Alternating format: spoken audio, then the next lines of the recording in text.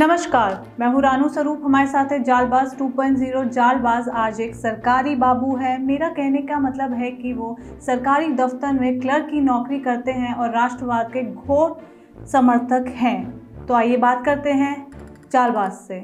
नमस्कार। सुना है आपने अपनी कार बेच दी है? हाँ, ठीक ही सुना है।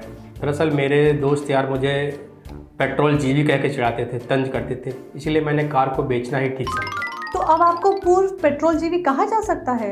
मर्जी है आपकी, कुछ भी बोलने वालों को रोका थोड़ी जा सकता। लेकिन बिना कार के काम कैसे चलेगा? शहरों में तो कार और टू व्हीलर जरूरत बन चुके हैं। सच बताऊं तो मैंने ये कार अपने दोस्तों को और पड़ोसियों को दिखाने के लिए ली थी। अब सबने देख ली, अब इसकी जरूरत है क्या, इसलिए बेच दी। या फिर पेट्रोल महंगा हो गया इसलिए?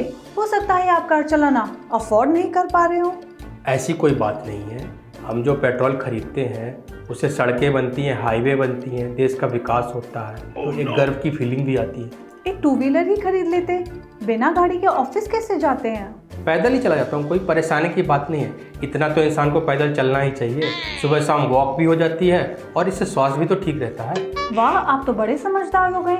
इतनी ज्ञान वाली बातें सीखते कहाँ से हैं? व्हाट्सएप पर बहुत सारे ग्रुप ज्वाइन कर रखे हैं, बहुत सी जानकारी मिलती रहती है। सरकार हमारे लिए कितनी मेहनत कर रही है ये भी हमें व्हाट्सएप से पता चलता है। क्यों? सरकार के काम बताने के लिए तो न्यूज़ चैनल और अखबार भी तो हैं। हाँ, न्यूज़ चैनल और अखबार भी अच्छा काम कर रहे हैं, लेकिन हम जो चाहते हैं जैसी जानकारी हम चाहते हैं वो हमें व्हाट्सएप से ही मिलती है। मतलब पेट्रोल महंगा होने से आपको कोई फर्क नहीं पड़ता? नहीं, हमें क्या फ़र्क पड़ता है। वैसे भी पेट्रोल डीजल के इस्तेमाल से पर्यावरण प्रदूषित होता है। मैं तो कहता हूँ हमें वापस तांगे और बैलगाड़ी की तरफ लौटना चाहिए, इससे युवाओं को रोजगार भी मिलेगा। आपका काम तो बिना पेट्रोल के हो जाएगा, लेकिन गांव में क्या होगा? बिना डीजल के ट्रैक्टर कैसे चलेगा? खेती कैसे होगी? मेरा मानना है कि अब किसानों को हल बैल का इस्तेमाल करना चाहिए। इसमें हर्जी क्या है, पहले भी तो हल बैल से ही खेती करते थे। आप क्या चाहते हैं, हम सब हड़प्पा काल में लौट चलें? ऐसा मैंने कब कहा, लेकिन इंटरनेशनल मार्केट में तेल महंगा हो रहा है तो सरकार को संकट से उबारने के लिए हमें साथ तो देना पड़ेगा। देश के लिए इतना तो कर ही सकते हैं ना। किस बात के लिए साथ दे? इसलिए कि वो हम पर टैक्स और महंगाई का बोझ बढ़ा सके? यह आपकी नेगेटिव सोच है। पॉजिटिव होकर सोचिए। ज़्यादा से ज़्यादा टैक्स भरना और महंगाई पर खामोश रहना देश हित में है, नहीं तो देश विरोधी ताकतों को बोलने का मौका मिल जाएगा। अच्छा, तो 5-6 साल पहले पेट्रोल की कीमत को लेके शोर मचाते थे, तब पेट्रोल के पैसों से क्या बनता था? तब आपकी पॉजिटिविटी कहाँ चली गई थी? अरे आप भी क्या पुरानी बातों को लेके बैठ गई। देश आगे बढ़ रहा है, तरक्की हो रही है। भूतकाल को छोड़िए और वर्तमान को देखिए, भविष्य की बातें कीजिए। ये तो हो गई पेट्रोल की बात, लेकिन डीजल तो सस्ता होना चाहिए। उसे तो किसान यूज़ करते हैं, ट्रांसपोर्टर यूज़ करते हैं। डीजल महंगा होगा तो महंगाई बढ़ेगी ही।